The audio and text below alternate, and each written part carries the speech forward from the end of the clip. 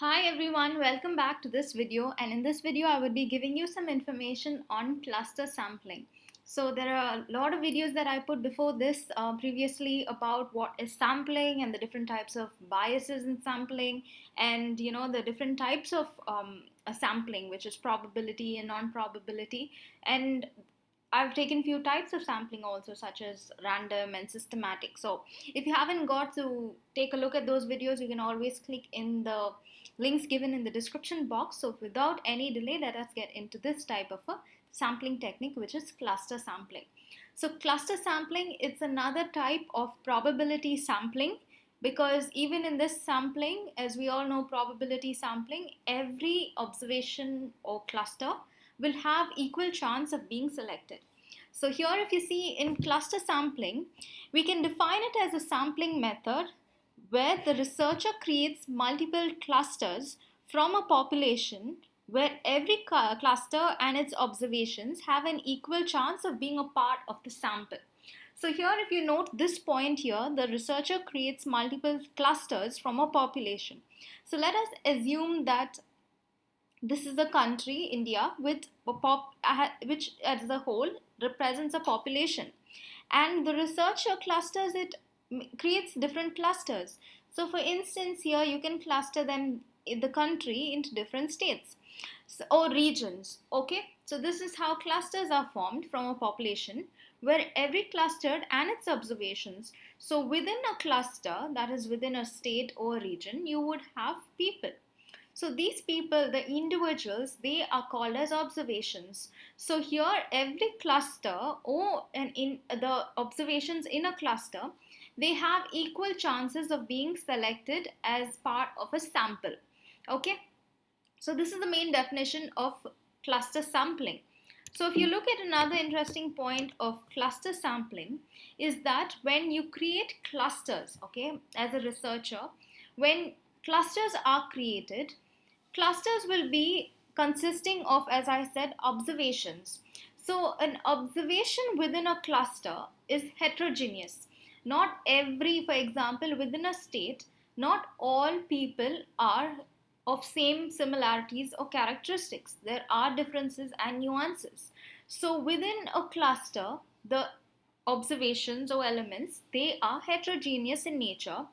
And when you look at cluster to cluster, okay, there's going to be homogeneity because every cluster will have the similar set of observations within them. So when I take states or regions, it's going to comprise of people of different demographics, of different statuses, of different backgrounds, of different cultures.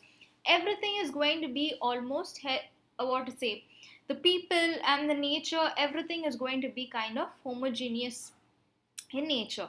But within a cluster, there are different nuances. So this is a key point to note in cluster sampling. So you must be asking, when can I use this cluster sampling? Why don't we go for random sampling or other sampling techniques? So here is some information. So the first one is when the population is too large or not accessible to conduct individual survey. So depending on the research or your analysis objectives, you might come to a state where you come to the point where you know that the population is too large and you cannot individually go and survey every individual member.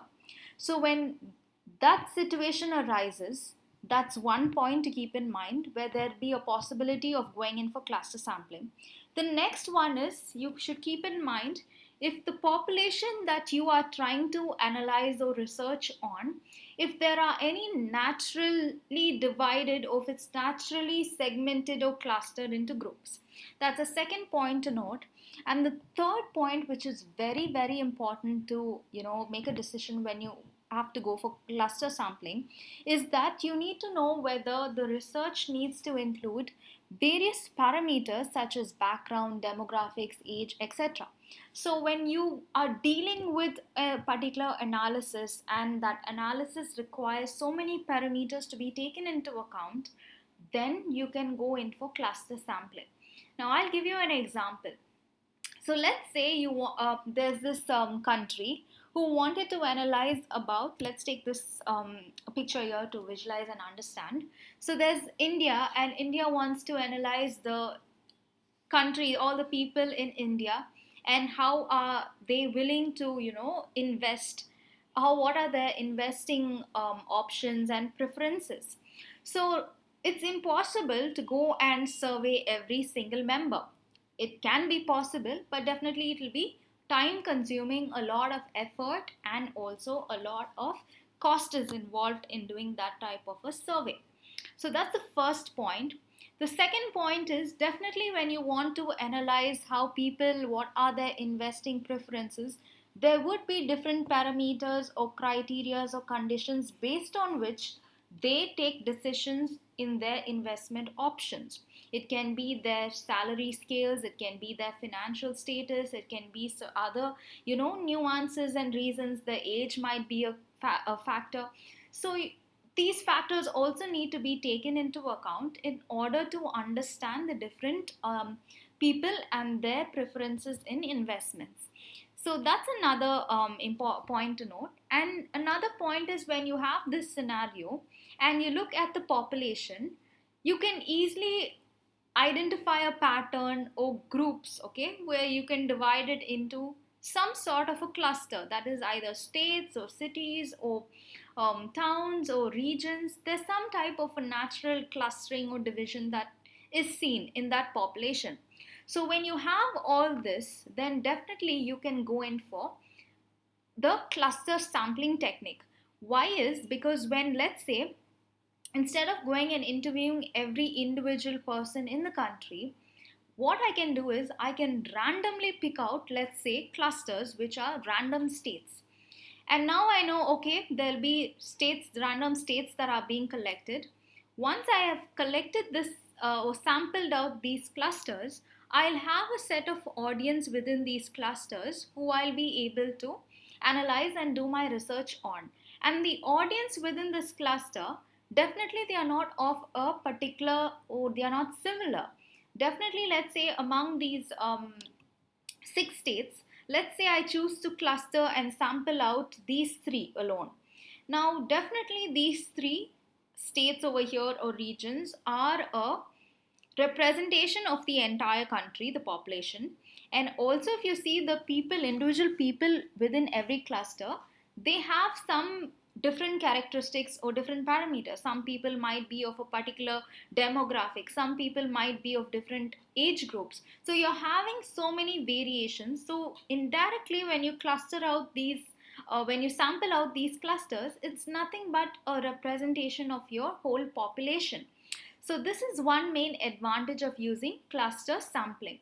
Because if you think, why not random sampling? Sometimes random sampling, there is a drawback where randomly samples are picked out, but there are very rare or possible chances where all the picked samples belong to a particular region or particular group. So in order to avoid certain scenarios or possible or rare occasions, this type of a sampling technique can be adopted. So as I said, the advantages of using this is it saves time and cost. You're not going to go and survey every individual. Plus, you're going to get the benefits of indirectly choosing a cluster and a sample that represents your population. So that's the advantages. Now there are three types of cluster sampling, okay? Rather three, or I can say different levels of sampling. So you have those one stage sampling, two stage cluster sampling, and multi-stage cluster sampling. So I can give you an example again. Let's say the country wants to understand how many or how likely is students to land up after their graduation to land up in, let's say, IT jobs. So to do this and collect your samples, what the first stage sampling is one level of sampling. So what you do is from the entire population, let's say clusters are selected, which is the first level, let's say states. Now this is your first stage of sampling, one stage sampling.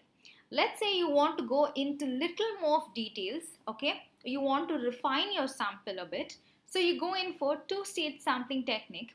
So over here you have a two-stage sampling where within states you want to sample out certain cities, not certain, randomly you would using either random sampling technique or systematic techniques. You want to sample out like further on based on like a little bit of cities. Next one is the multi-stage. So multi-stage can go to 3, 4, 5, 6 depending on the level or the precision of your sample or what type of a flavor of the sample you need. So an example for multi-stage is within cities. Now you want to understand how many students are more likely to join up in IT jobs. So you would be filtering out within cities the college students, which becomes your third stage of sampling. So there can be multiple sampling stages, so it all comes under multi-stage, but generally for cluster sampling, these are the different stages where you get to sample out your observations. So I hope this cluster sampling technique was informative to you, and I'll be giving another video also on stratified sampling, so keep a watch on that video also. And if you like this video, please do give this a thumbs up. If you haven't subscribed to this channel, please do subscribe to this channel, and also do share your feedbacks. Thank you.